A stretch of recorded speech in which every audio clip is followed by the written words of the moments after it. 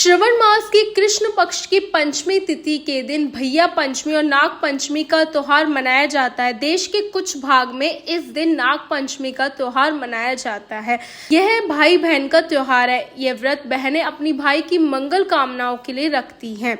भैया पंचमी और नाग पंचमी की पूजा विधि। भैया पांचे के पूजन के लिए एक दिन पूर्व रात को मोठ और चने भिगो कर रख दे। इस दिन सुबह बहन को सिर से स्नान करना चाहिए। स्नान के बाद एक थाल भीगे हुए मोठ चने, हल्दी, रुपया, एक लोटा ले, उस पर मौली बांधकर सतिया बनाए, फिर उसमें पानी भरे, उस पानी में कच्चा दूध मिलाएं। तत्पश्चात ये सब वस्तुएं लेकर कीकर के वृक्ष पर जाएं। कीकर के वृक्ष पर लोटे से जल चढ़ाएं, हल्दी से तिलक लगाएं, फिर अपने माथे पर हल्दी से बिंदी लगाएं। भीगे हुए मोठ चने वृक्ष की झाड़ी की टहनी के कोने पर बोए और फिर अपनी साड़ी के पल्लू से 7 बार कीकर की टहनी को स्पर्श करके अपने माथे से लगाइए। करते समय ये कहे, झाड़ झड़े मेरे वीर भड़े। तत्पश्चात भैया पांचे की कहानी कहे या सुने। कहानी कहते या सुनते समय अपने हाथ में मोठ चने लेकर उन्हें छीलते रहे। कहानी सुनने के दौरान छीले हुए मोठ चने को कहानी सुनने के बाद वहीं वृक्ष पर चढ़ा दे। भैया पांचे की कहानी के बाद विनायक महाराज की कहानी भी कहे सुने। विनायक महाराज की कहानी कहने सुनने के पश्चात सूरज भगवान को जल दे, परंतु ध्यान रखे थोड़ा सा जल बचा कर रखना है, जिसका प्रयोग घर लौटने पर करना है। घर के बाहर पहुंचकर अंदर आने से पूर्व घर के दरवाजे के दोनों कोनों पर पानी डालें, फिर हल्दी से स्वास्तिक बनाएं। इसके बाद घर में प्रवेश करें। एक थाली में मोठ चने, फल, मिठाई, रुपया रखकर और एक अन्य लोटे में जल लेकर बायना निकालें। यह बायना अपनी सास को दे, यदि सास ना हो तो जेठानी ननद को देकर चरण स्पर्श करें और आशीर्वाद ले। ये पूजा अविवाहित लड़कियां भी कर सकती हैं। वो ये बायना अपनी छोटी बहनों को दे सकती है।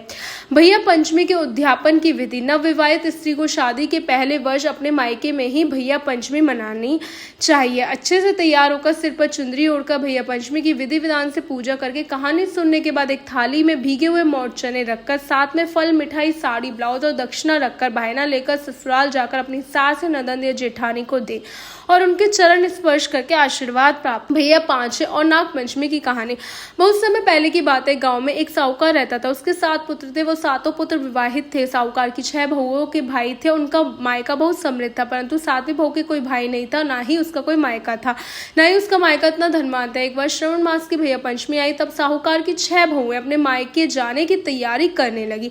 जल्दी जल्दी घर के काम निपटा कर वो अपने मायके भैया पंचमी मनाने जाने चाहती थी। वो 6 बहुएं कुएं पर पानी भर रही थी। तभी किसी ने उनसे पूछा कि तुम सभी तो यहाँ पर हो, पर तुम्हारी देवरानी कहाँ है? तो उन्होंने उत्तर दिया कि आज भैया पंचमी है और हमें अपने पियर जाना है भैया पंचमी की पूजा के लिए, परंतु उसके कोई भाई नहीं है, इसलिए वो अंदर चुपचाप बैठी अपने काम कर रही है।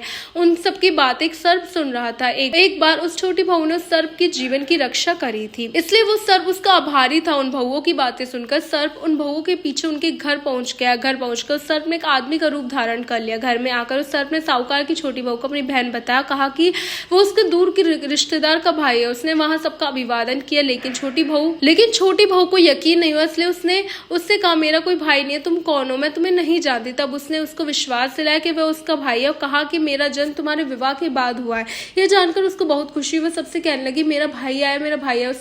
उसे याद आया कि आज तो भैया पंचमी, परंतु उसने कभी ये त्योहार नहीं मनाया, इसलिए उसे इसकी विधि नहीं पता थी।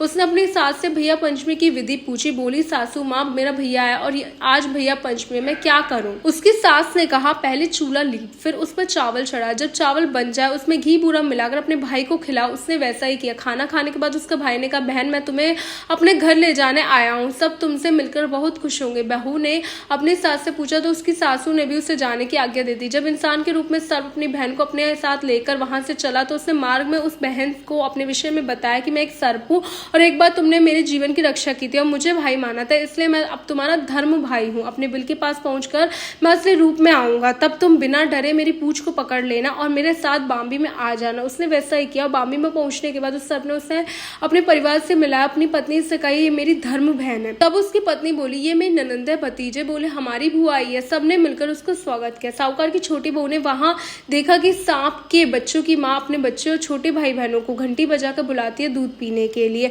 एक दिन उसने कहा कि मैंने दूध पिला देती हूँ। उसकी भाभी ने कहा, ठीक है, परंतु ध्यान रखना कि घंटी घंटी दूध ठंडा हो तभी बजाना, उससे पहले नहीं। किंतु उसने घंटी पहले से ही बजा दी। तब तक दूध गर्म ही था और उस सांप के छोटे भाई बहन का गर्म दूध पीने से जी, फन, पूंछ आदि जल गए। इससे वो नाराज हुए और बोले, इसने हमें गर्म दूध से जलाया, हम इसको सजा देंगे, हम इसको खाएंगे। तब उसकी भाभी ने कहा, नहीं, इनसे गलती हुई है, इन्हें माफ कर दो, मैं इनकी तरफ से तुमसे क्षमा मांगती हूँ। तभी सर्प की पत्नी के पुत्र हुआ तो उसने अपनी ननंद से पूछा, बोलो ननंद जी, आपको क्या चाहिए अपने भतीजे के जन्म की खुशी में। तब उसने अपनी भाभी से एक नौला का हार मांगा। भाभी ने ननंद को नौला का हार भेंट में दिया और उससे कहा कि यदि आप इस हार को पहनोगे तो यह हार ही रहेगा, परंतु अगर कोई और पहनेगा तो ये गले में सर्प बन जाएगा।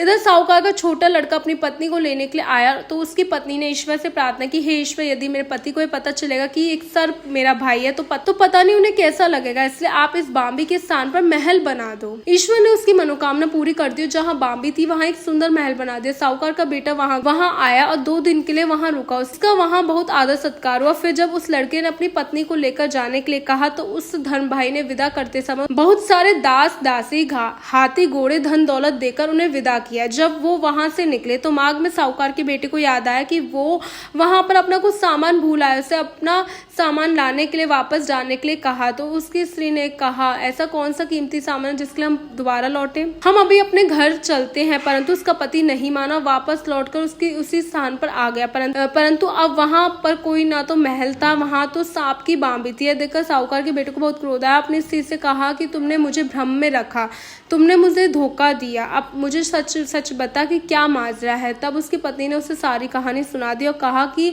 मेरा कोई भाई नहीं था, इससे सारी जेठानियां मेरा अपमान करती थी, मुझ पर ईश्वर ने दया दिखाई, एक सर्प मेरा धर्म भाई बनकर आया और यह सब उसी की बाम्बी थी। मैंने ईश्वर से प्रार्थना की कि 2 दिन के लिए उस बाम्बी के स्थान पर एक महल हो जाए जिससे किसी को इस बात का पता ना चले। उसके पति को उसकी बात पर विश्वास हो गया और वो उससे लेकर अपने घर लौट आया। बहुत दिनों बाद उस साहूकार की छोटी बहू के पुत्र हुआ। साहूकार की छोटी बहू ने अपनी ननद से पूछा, तुम्हें क्या चाहिए। तो उसकी ननद ने कहा, आप जो अपने मायके से नौला का हार लाई हो वो मुझे चाहिए।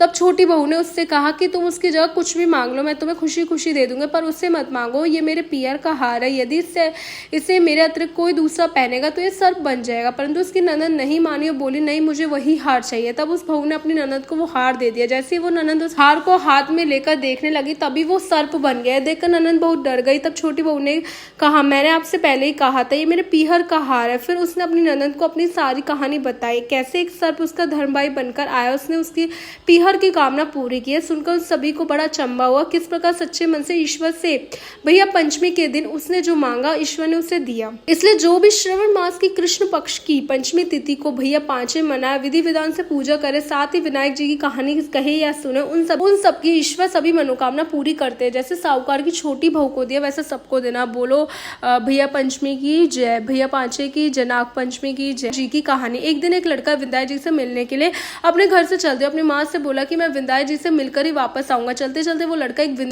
वो लड़का एक बियावान जंगल में पहुंच गया। उसे ऐसा देखकर विनायक जी को उस पर दया आई। उन्होंने सोचा कि लड़का मुझसे मिलने का नाम लेकर घर से निकला और कहीं जंगल में इसके साथ कुछ अनिष्ट ना हो जाए। सोचकर विनायक जी एक बूढ़े ब्राह्मण का रूप धारण कर उसके पास आए और बोले, बेटा तू कहाँ और किसके पास जा रहा है। वह लड़का बोला, मैं अपने घर से विनायक जी से मिलने के लिए निकला हूँ, मैं उन्हीं के पास जा रहा हूँ। यह सुनकर बूढ़े ब्राह्मण का रूप धारण किए हुए विनायक जी बोले, मैं ही विनायक हूँ, बोल तुझे क्या चाहिए, जो भी मांगना है मांग ले, परंतु एक बार ही मांगना है। सुनकर उस लड़के ने कहा, अन्न हो, धन हो, हाथी की सवारी हो, महल में गुलाब के फूल जैसी सुंदर सी स्त्री बैठी हो।